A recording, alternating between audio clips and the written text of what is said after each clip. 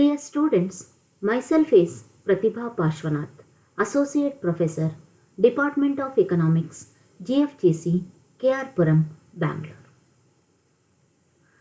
Today, my lecture is on general considerations involved in formulating pricing policy. Dear students, from the earlier session, we know that pricing policy is not an easy task for any kind of firm. Setting price is a complex problem and also a critical factor for the success of any business organization. Because pricing is not a fixed process. It has to be changed according to the changing economic conditions.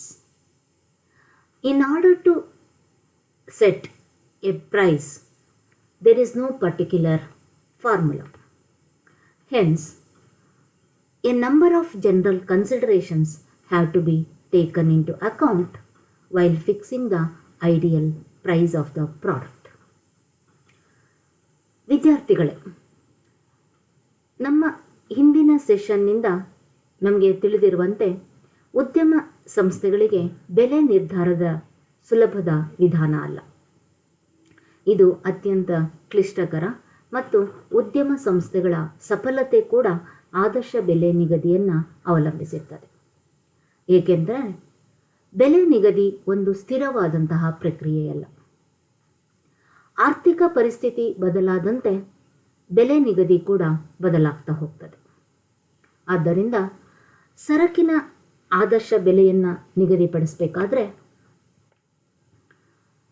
ಕೆಲವೊಂದು ಸಾಮಾನ್ಯ ಅಂಶಗಳನ್ನು ಗಣನೆಗೆ ತೆಗೆದುಕೊಳ್ಬೇಕಾಗ್ತದೆ. ಯಾವ ಅಂತಹ ಸಾಮಾನ್ಯ ಅಂಶಗಳನ್ನು ಇಲ್ಲಿ ಪ್ರತಿಯೊಂದು ಉದ್ಯಮ ಸಂಸ್ಥೆ ಪರಿಗಣಿಸಬೇಕಾಗ್ತದೆ ಅನ್ನೋದನ್ನು ನಾವಿಲ್ಲಿ ತಿಳ್ಕೊಳ್ಬೇಕಾಗಿದೆ. What are such general considerations that every firm should consider while setting the price? Number 1. Objectives of a business firm. ಉದ್ಯಮ ಸಂಸ್ಥೆಯ ಉದ್ದೇಶಗಳು. The traditional objective of every firm is, as we know that, it is profit maximization. But nowadays, in the market, we can see too much unhealthy competition. To avoid such unhealthy competition and business risk, the firm can also have the objective of sales maximization. The firm should formulate the pricing policy that in any case, sales should be more profit oriented and never be loss oriented. Apart from this, the firm should also have the objective of expansion of market, consumer satisfaction, maintain good relationship with other individual firms, long-run business establishment, and the like. Hence, business firm should consider all these objectives while setting the price of the product, and also as a part of overall economic policy, the ideal pricing policy should be formulated within the framework is the basic objective of the firm. ವಿದ್ಯಾರ್ಥಿಗಳೇ,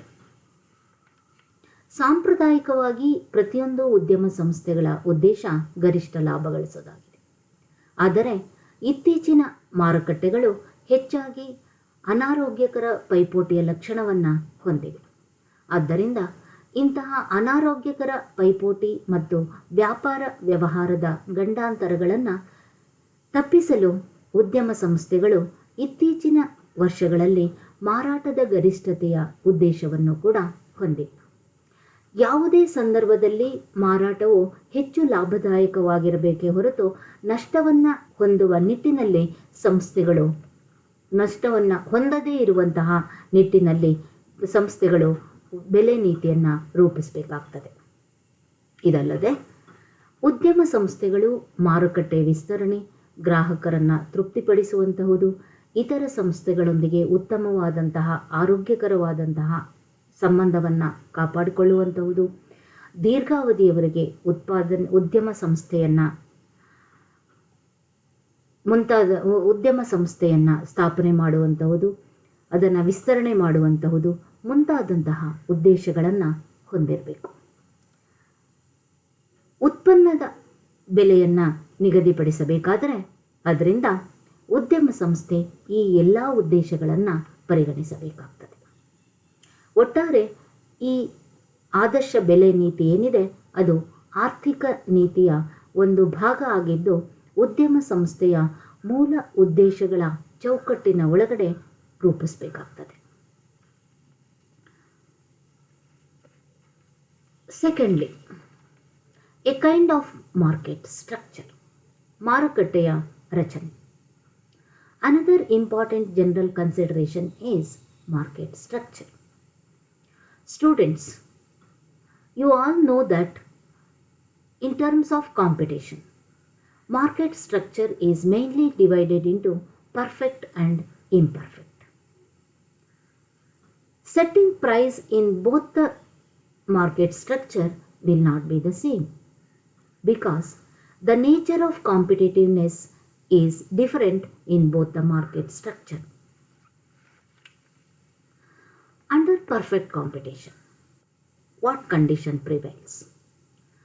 Under perfect competition, firm is only a price taker and his role is neutral in setting price. He has no power to fix the price of his product because the quality of the product is same. That means homogeneous products are existing in the perfect competitive market.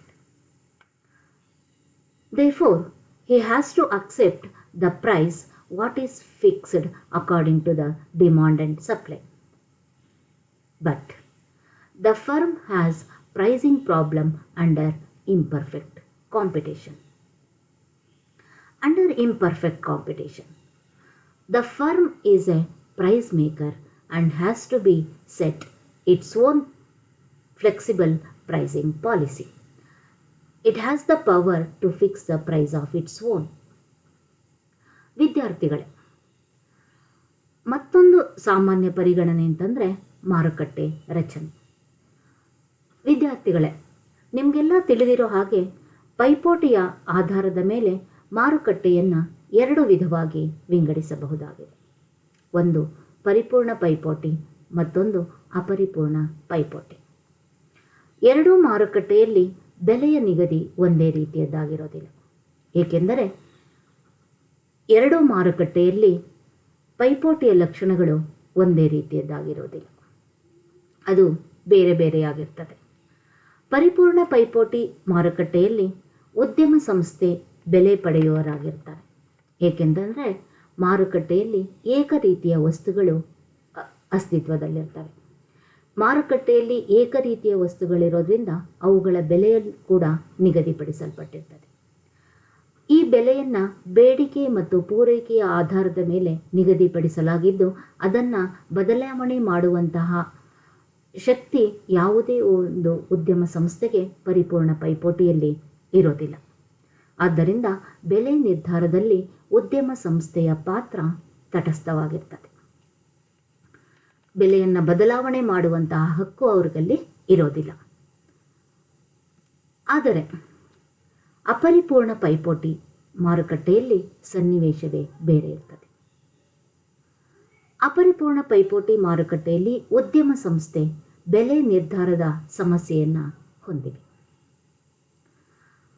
ಅಪರಿಪೂರ್ಣ ಪೈಪೋಟಿಯಲ್ಲಿ ಅಂತಹ ಮಾರುಕಟ್ಟೆಗಳಲ್ಲಿ ಅತ್ಯಂತ ಸಮೀಪದ ಬದಲಿ ವಸ್ತುಗಳನ್ನು ಒಳಗೊಂಡಿರೋದ್ರಿಂದ ಬೆಲೆ ಸಮಸ್ಯೆ ಉಂಟಾಗ್ತದೆ. ಈ ಅಪರಿಪೂರ್ಣ ಪೈಪೋಟಿ ಮಾರುಕಟ್ಟೆಯಲ್ಲಿ ಉದ್ಯಮ ಸಂಸ್ಥೆ ಬೆಲೆ ನಿರ್ಧರಿಸುವವನಾಗಿದ್ದು ತನ್ನದೇ ಆದಂತಹ ಅನುಕೂಲಕರ ಬೆಲೆ ನೀತಿಯನ್ನು ಹೊಂದಿಸಿಕೊಳ್ಬೇಕಾಗಿದೆ. ಅಲ್ಲದೆ there are certain other factors that he has to consider while setting the price and a kind of market structure. What are such other factors that he has to consider while setting the price related to market structure? The number of buyers and sellers, size of the plant, availability of different substitutes and their relative prices, etc. ಅಂದರೆ ಉದ್ಯಮ ಸಂಸ್ಥೆಗಳು ಬೆಲೆಯನ್ನು ನಿಗದಿಪಡಿಸಬೇಕಾದ್ರೆ ಈ ಅಂಶಗಳನ್ನು ಇಲ್ಲಿ ಗಣನೆಗೆ ತೆಗೆದುಕೊಳ್ಬೇಕಾಗ್ತದೆ.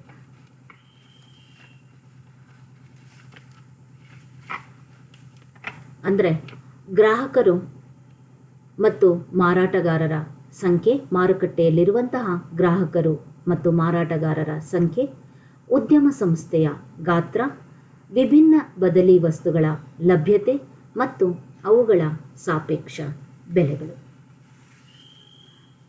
Secondly, existence of potential competitors, possibility of easy entry of new firms and entry barriers. ಅಂದರೆ ಸಂಭಾವ್ಯ ಪ್ರತಿಸ್ಪರ್ಧಿಗಳ ಅಸ್ತಿತ್ವ, ಹೊಸ ಸಂಸ್ಥೆಗಳಿಗೆ ಸುಲಭವಾಗಿ ಪ್ರವೇಶಿಸುವ ಸಾಧ್ಯತೆ ಮತ್ತು ಪ್ರವೇಶ ಅಡೆತಡೆಗಳು, ಈ ಅಂಶವನ್ನು ಕೂಡ ಪರಿಗಣಿಸಬೇಕಾಗ್ತದೆ. The degree of responsiveness of consumers to a given product. ಅನುಭೋಗಿಗಳ ಪ್ರತಿಕ್ರಿಯೆ ಯಾವ ರೀತಿ ಇರ್ತದೆ ಅದನ್ನು ಕೂಡ ಪರಿಗಣಿಸಬೇಕಾಗ್ತದೆ. Possibility of adopting price discrimination policy in the market. ಮಾರುಕಟ್ಟೆಯಲ್ಲಿ ಬೆಲೆ ತಾರತಮ್ಯ ನೀತಿಯನ್ನು ಅಳವಡಿಸಿಕೊಳ್ಳುವಂತಹ ಸಾಧ್ಯತೆ. Next, they should consider the different techniques adopted for product differentiation by rival competitors in the market. ಮಾರುಕಟ್ಟೆಯಲ್ಲಿ ಪ್ರತಿಸ್ಪರ್ಧಿಗಳು ಉತ್ಪನ್ನ ವೈವಿಧ್ಯತೆಗಾಗಿ ಅಳವಡಿಸಿಕೊಂಡಂತಹ ವಿಭಿನ್ನ ತಂತ್ರಗಳು. ಅದೇ ರೀತಿ various kinds of services given to the customers. ವಿವಿಧ ಸಂಸ್ಥೆಗಳು ಗ್ರಾಹಕರಿಗೆ ನೀಡುವಂತಹ ವೈವಿಧ್ಯಮಯ ಸೇವೆಗಳು. Aggressive sales promotion policy adapted by different firms. ವಿವಿಧ ಉದ್ಯಮ ಸಂಸ್ಥೆಗಳು ಅಳವಡಿಸಿಕೊಂಡಂತಹ ಆಕ್ರಮಣಕಾರಿ ಮಾರಾಟ ಪ್ರಚಾರ ನೀತಿಗಳು. Finally, market position enjoyed by a firm, name, fame, reputation and goodwill earned by a firm and the like. ಅಂದರೆ ಸಂಸ್ಥೆಯು ಅನುಭವಿಸುವಂತಹ ಮಾರುಕಟ್ಟೆಯ ಸ್ಥಾನಮಾನ ಆಗಿರಬಹುದು, ಹೆಸರು, ಖ್ಯಾತಿ ಮತ್ತು ಸಂಸ್ಥೆಯಿಂದ ಗಳಿಸಿದಂತಹ ಒಳ್ಳೆಯ ಹೆಸರು, ಈ ಎಲ್ಲ ಅಂಶಗಳನ್ನು ಕೂಡ ಈ ಒಂದು ಮಾರುಕಟ್ಟೆ ಸನ್ನಿವೇಶದಲ್ಲಿ ಪರಿಗಣಿಸಬೇಕಾಗ್ತದೆ. Thirdly, promotional policies. What are promotional policies? While setting the price of the product.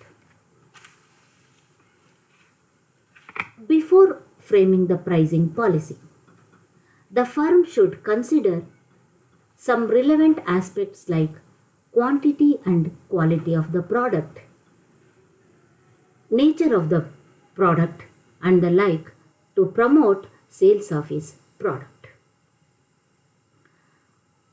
Nature of the product, that means tangible or intangible. Tangible means physical products, intangible means services. All these aspects has to be taken into account while setting the price of his product. ಅಂದರೆ ಬೆಲೆಯನ್ನು ನಿಗದಿಪಡಿಸಬೇಕಾದ್ರೆ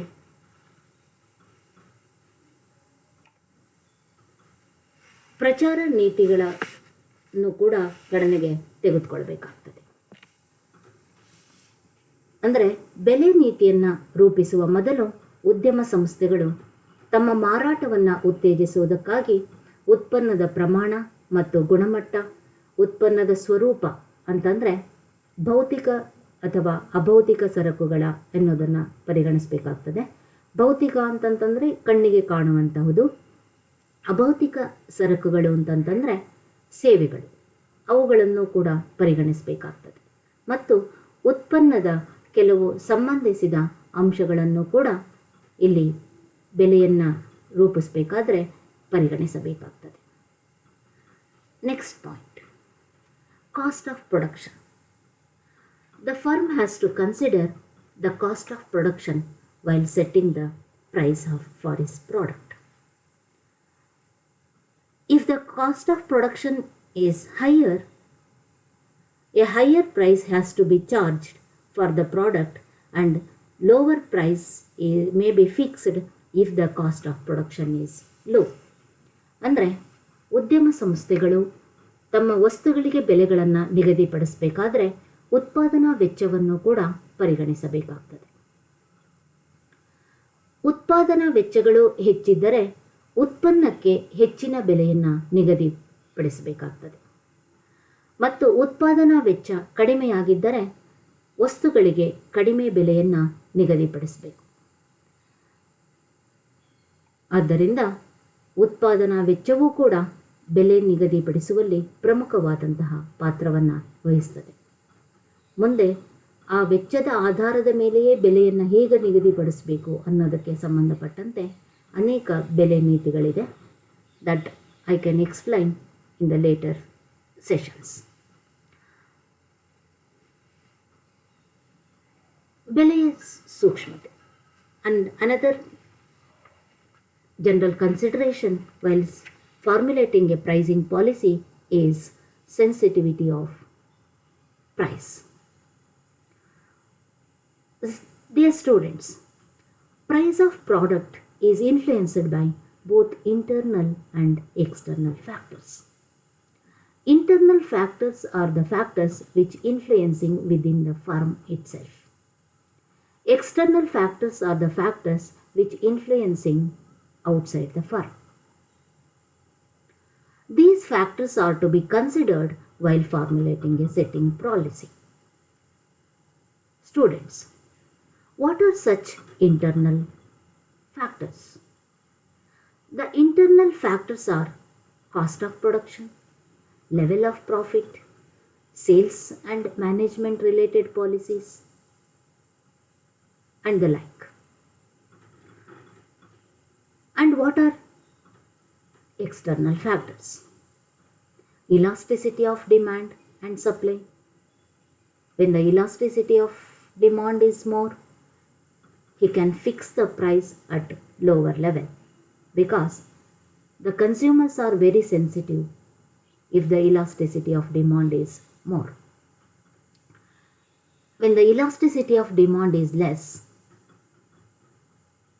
he can fix the price at higher level because they are not sensitive towards any change in the level of price. Therefore, he can fix the price at a higher level when the elasticity of demand is less. Like that. Goodwill of a company, degree of competition in the market. So the degree of competition is more, he can fix the price at lower level. If the competition is less, he can fix the price at higher level. And purchasing power of the buyers. The purchasing power of the buyer is more, he can fix the price at higher level. The purchasing power of the consumers are less, he can fix the price at lower level. And also the government policies like taxation, concessions, all are influencing the price of the product. Therefore, while setting the price, every individual firm should consider the sensitivity of the price. That means internal and external factors. ವಿದ್ಯಾರ್ಥಿಗಳೇ, ಬೆಲೆಯನ್ನು ನಿಗದಿಪಡಿಸಬೇಕಾದ್ರೆ ಪರಿಗಣಿಸಬೇಕಾದಂತಹ ಮತ್ತೊಂದು ಸಾಮಾನ್ಯ ಅಂಶ ಅಂತಂದರೆ ಬೆಲೆಯ ಸೂಕ್ಷ್ಮತೆ. ಉತ್ಪನ್ನದ ಆಂತರಿಕ ಉತ್ಪನ್ನದ ಬೆಲೆ ಆಂತರಿಕ ಮತ್ತು ಬಾಹ್ಯ ಅಂಶಗಳಿಂದ ಪ್ರಭಾವಿತವಾಗಿರ್ತದೆ. ಆಂತರಿಕ ಅಂಶಗಳು ಅಂತಂದರೆ ಯಾವುದು? ಉದ್ಯಮ ಸಂಸ್ಥೆಯೊಳಗಡೆ ಪ್ರಭಾವ ಬೀರುವಂತಹ ಅಂಶಗಳು. ಬಾಹ್ಯ ಅಂಶಗಳು ಅಂತಂತಂದರೆ ಯಾವುದು? ಉದ್ಯಮ ಸಂಸ್ಥೆಯ ಹೊರಗಡೆ ಬೆಲೆಯ ಮೇಲೆ ಪ್ರಭಾವ ಬೀರುವಂತಹ ಅಂಶಗಳು. ಬೆಲೆ ನೀತಿಯನ್ನು ರೂಪಿಸಬೇಕಾದ್ರೆ ಈ ಆಂತರಿಕ ಮತ್ತು ಬಾಹ್ಯ ಅಂಶಗಳನ್ನು ಪರಿಗಣಿಸಬೇಕಾಗ್ತದೆ. ಯಾವ ಅಂತಹ ಆಂತರಿಕ ಅಂಶಗಳು ಅಂತಂದರೆ ಉತ್ಪಾದನಾ ವೆಚ್ಚ, ಲಾಭದ ಮಟ್ಟ, ಮಾರಾಟ ಮತ್ತು ನಿರ್ವಹಣೆಗೆ ಸಂಬಂಧಿಸಿದಂತಹ ನೀತಿಗಳು. ಅದೇ ರೀತಿ ಬಾಹ್ಯ ಅಂಶಗಳು ಅಂತಂತಂದರೆ ಯಾವುದು? ಬೇಡಿಕೆ ಮತ್ತು ಪೂರೈಕೆಯ ಸ್ಥಿತಿಸ್ಥಾಪಕತ್ವ ಅಂತಂದರೆ ಬೇಡಿಕೆಯ ಸ್ಥಿತಿಸ್ಥಾಪಕತ್ವ ಹೆಚ್ಚಾಗಿದ್ದರೆ ಕಡಿಮೆ ಬೆಲೆಯನ್ನು ನಿಗದಿಪಡಿಸಬೇಕಾಗ್ತದೆ. ಏಕೆಂತಂತಂದರೆ ಬೆಲೆ ಸ್ಥಿತಿಸ್ಥಾಪಕತ್ವ, ಬೇಡಿಕೆ ಸ್ಥಿತಿಸ್ಥಾಪಕತ್ವ ಹೆಚ್ಚಾಗಿದ್ದರೆ ಅನುಭೋಗಿಗಳು ಅದಕ್ಕೆ ಹೆಚ್ಚು ಪ್ರತಿಕ್ರಿಯೆಯನ್ನು ಕೊಡೋದ್ರಿಂದ, ದುಬಾರಿ ಎನ್ನುವ ಅಂಶವನ್ನು ಅವರು ಗಮನದಲ್ಲಿಟ್ಕೊಳ್ಳೋದ್ರಿಂದ ಬೇಡಿಕೆ ಕಡಿಮೆ ಆಗ್ತದೆ. ಅದರಿಂದ ಬೆಲೆಯನ್ನು ನಿಗದಿಪಡಿಸಬೇಕಾದ್ರೆ ಬೇಡಿಕೆ ಸ್ಥಿತಿಸ್ಥಾಪಕತ್ವ ಯಾವ ಮಟ್ಟದಲ್ಲಿದೆ ಅನ್ನೋದನ್ನು ತಿಳಿದುಕೊಂಡು ಬೆಲೆ ನೀತಿಯನ್ನು ರೂಪಿಸಬೇಕಾಗ್ತದೆ. ಬೇಡಿಕೆ ಸ್ಥಿತಿಸ್ಥಾಪಕತ್ವ ಹೆಚ್ಚಾಗಿದ್ದರೆ ಕಡಿಮೆ ಬೆಲೆಯನ್ನು ನಿಗದಿಪಡಿಸಬೇಕಾಗ್ತದೆ. ಬೇಡಿಕೆ ಸ್ಥಿತಿಸ್ಥಾಪಕತ್ವ ಕಡಿಮೆ ಇದ್ದರೆ ಹೆಚ್ಚು ಬೆಲೆಯನ್ನು ನಿಗದಿಪಡಿಸಬೇಕಾಗ್ತದೆ. ಕಂಪನಿಯ ಸದ್ಭಾವನೆ, goodwill of the company. ಮಾರುಕಟ್ಟೆಯಲ್ಲಿ ಸ್ಪರ್ಧೆಯ ಮಟ್ಟ ಮಾರುಕಟ್ಟೆಯಲ್ಲಿ ಹೆಚ್ಚಾಗಿದ್ದರೆ ಕಡಿಮೆ ಬೆಲೆಯನ್ನು ನಿಗದಿಪಡಿಸಬೇಕಾಗ್ತದೆ. ಸ್ಪರ್ಧೆಯ ಮಟ್ಟ ಕಡಿಮೆ ಇದ್ದರೆ ಹೆಚ್ಚಿನ ಬೆಲೆಯನ್ನು ನಿಗದಿಪಡಿಸಬೇಕಾಗ್ತದೆ. ಅದೇ ರೀತಿ ಗ್ರಾಹಕರ ಕೊಂಡುಕೊಳ್ಳುವಂತಹ ಶಕ್ತಿ. ಗ್ರಾಹಕರ ಕೊಂಡುಕೊಳ್ಳುವ ಶಕ್ತಿ ಹೆಚ್ಚಾಗಿದ್ದರೆ ಹೆಚ್ಚಿನ ಬೆಲೆಯನ್ನು ಉದ್ಯಮ ಸಂಸ್ಥೆ ನಿಗದಿಪಡಿಸಬೇಕಾಗ್ತದೆ. ಗ್ರಾಹಕರ ಕೊಂಡುಕೊಳ್ಳುವ ಶಕ್ತಿ ಕಡಿಮೆ ಇದ್ದರೆ ಕಡಿಮೆ ಬೆಲೆಯನ್ನು ನಿಗದಿಪಡಿಸಬೇಕಾಗ್ತದೆ. ಅದೇ ರೀತಿ ಸರಕಾರದ ನೀತಿಗಳು, ಅದು ತೆರಿಗೆ ನೀತಿ ಆಗಿರ್ಬೋದು ಅಥವಾ ರಿಯಾಯಿತಿಯನ್ನು ಕೊಡುವಂತಹ ನೀತಿಗಳೇ ಆಗಿರ್ಬೋದು, ಅವೆಲ್ಲವೂ ಕೂಡ ಬೆಲೆ ನಿಗದಿಯ ಮೇಲೆ ಪರಿಣಾಮವನ್ನು ಬೀರ್ತವೆ. Next point is flexibility. Students, we know that economy is not static. It is a dynamic one. Each and every moment, economic variables are fluctuating. Hence, pricing policy should be flexible enough to incorporate all kinds of changes that influence the market price of a product. This pricing has to be responsive to dynamic changes in a vibrant economy. That means prices should be flexible so as to adjust to the changing conditions of the market or cyclical variations and also economic conditions. ವಿದ್ಯಾರ್ಥಿಗಳೇ, ಉದ್ಯಮ ಸಂಸ್ಥೆಗಳು ಬೆಲೆಯನ್ನು ನಿಗದಿಪಡಿಸಬೇಕಾದ್ರೆ ಪರಿಗಣಿಸಬೇಕಾದಂತಹ ಮತ್ತೊಂದು ಅಂಶ ಅಂತಂತಂದರೆ ಹೊಂದಿಕೊಳ್ಳುವಿಕೆ. ನಮಗೆಲ್ಲ ಗೊತ್ತಿರೋ ಹಾಗೆ ಈಗಿನ ಆರ್ಥಿಕತೆಗಳು ಸ್ಥಿರ ಆರ್ಥಿಕತೆಗಳಲ್ಲ, ಅವು ಚಲನಾತ್ಮಕ ಆರ್ಥಿಕತೆಗಳಾಗಿದೆ. ಪ್ರತಿಯೊಂದು ಹಂತದಲ್ಲಿಯೂ ಕೂಡ, ಪ್ರತಿಯೊಂದು ಅಂಶದಲ್ಲಿಯೂ ಕೂಡ, ಪ್ರತಿಯೊಂದು ಅಂಶದಲ್ಲಿಯೂ ಕೂಡ, ಪ್ರತಿಯೊಂದು ಮಿನಿಟ್ನಲ್ಲೂ ಕೂಡ ಇಲ್ಲೇನಾಗ್ತಾ ಇದೆ, ಆರ್ಥಿಕ ಚಟುವಟಿಕೆಗಳು ಬದಲಾವಣೆಯನ್ನು ಹೊಂದ್ತಾ ಇರ್ತವೆ. ಏರಿಳಿತಗಳನ್ನು ಹೊಂದೋದನ್ನು ನಾವು ಕಾಣ್ತಾ ಇದ್ದೀವಿ. ಆದ್ದರಿಂದ ಉತ್ಪನ್ನದ ಮಾರುಕಟ್ಟೆ ಬೆಲೆಯ ಮೇಲೆ ಪ್ರಭಾವ ಬೀರುವಂತಹ ಎಲ್ಲ ರೀತಿಯ ಬದಲಾವಣೆಗಳನ್ನು ಸಂಯೋಜಿಸಬೇಕು ಅಂತಂತಂದರೆ ಬೆಲೆ ನೀತಿ ಸಾಕಷ್ಟು ಹೊಂದಿಕೊಳ್ಳುವಂತಹ ಸ್ವಭಾವವನ್ನು ಅದು ಹೊಂದಿರಬೇಕು. ಚಲನಾತ್ಮಕ ಆರ್ಥಿಕತೆಯಲ್ಲಿನ ಕ್ರಿಯಾತ್ಮಕ ಬದಲಾವಣೆಗಳಿಗೆ ಈ ಒಂದು ಬೆಲೆ ನೀತಿ ಸ್ಪಂದಿಸುವಂತಿರಬೇಕು. ಅಂದರೆ ಬೆಲೆಗಳು ಮಾರುಕಟ್ಟೆಯಲ್ಲಿನ ಬದಲಾವಣೆ, ವ್ಯಾಪಾರಿ ಚಕ್ರದ ಏರಿಳಿತಗಳು ಮತ್ತು ಆರ್ಥಿಕ ಪರಿಸ್ಥಿತಿಗೆ ಹೊಂದಿಕೊಳ್ಳುವಂತಿರಬೇಕು.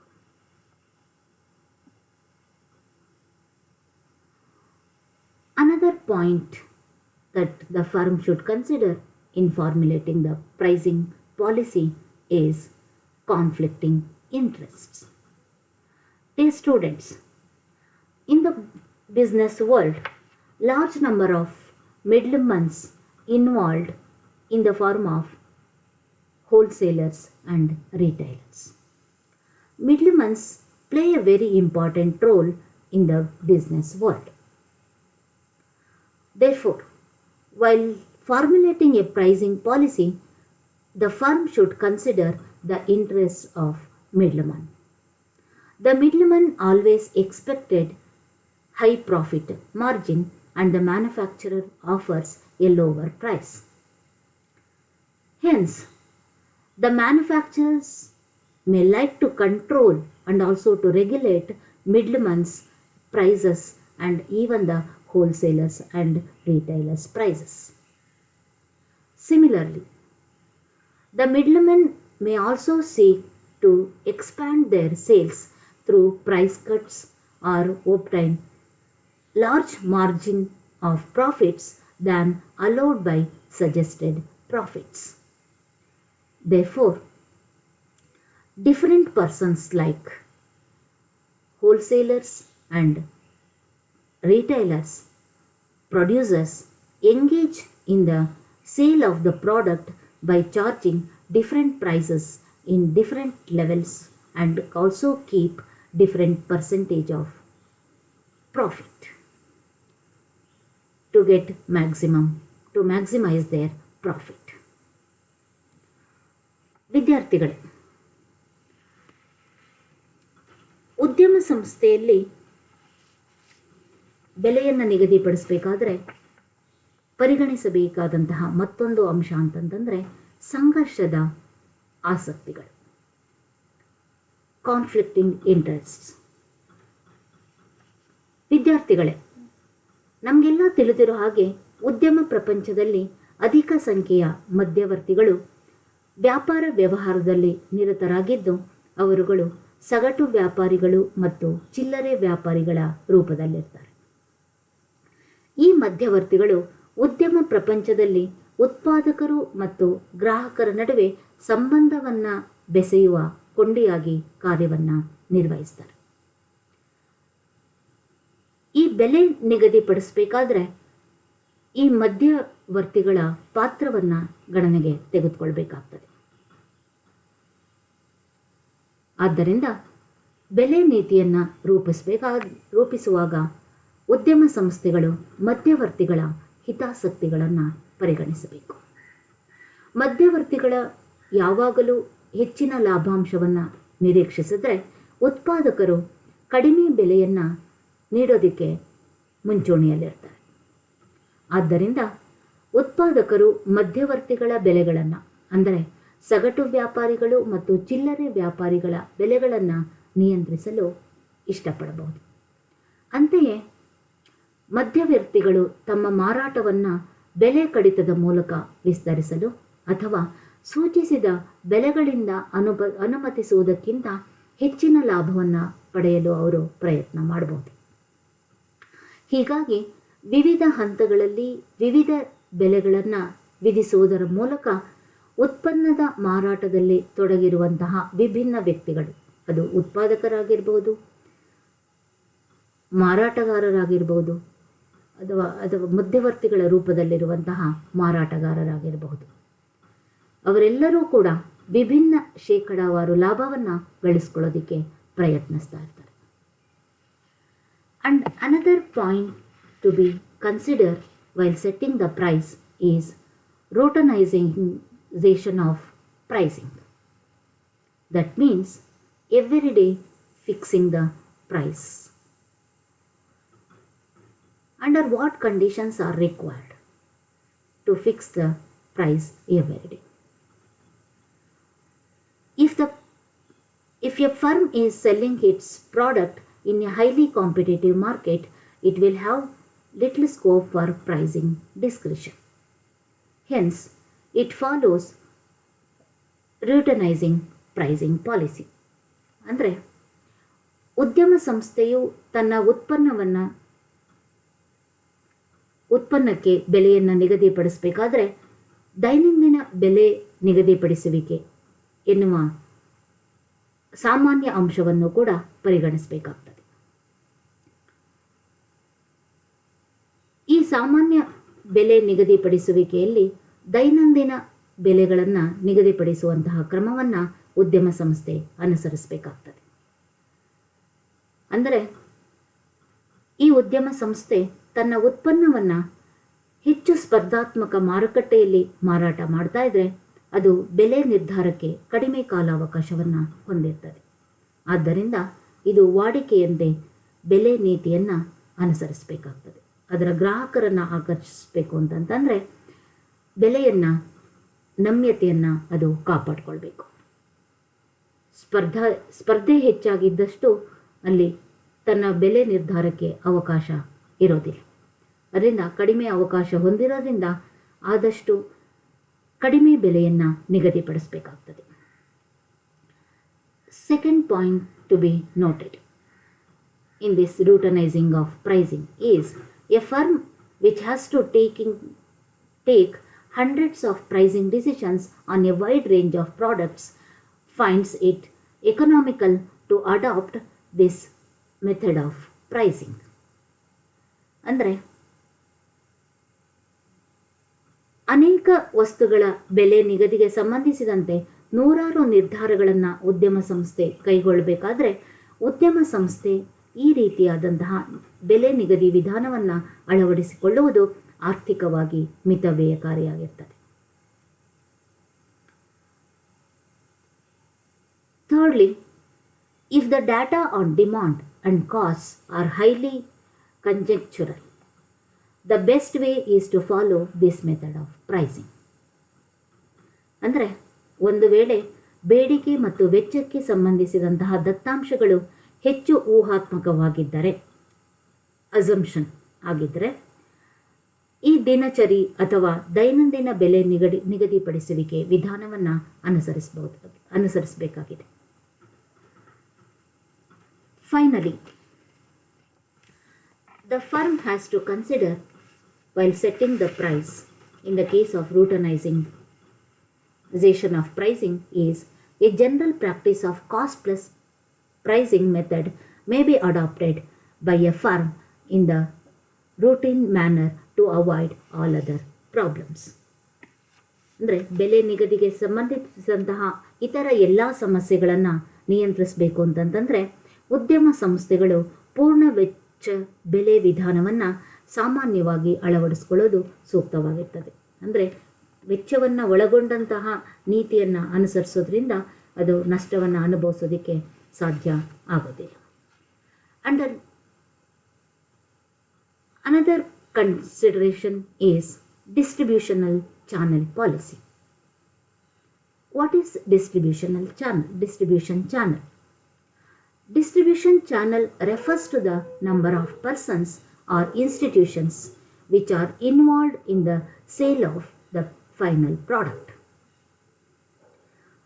The firm can charge higher price in case of longer distributional channel and it can charge lower price in case of lower distributional channel.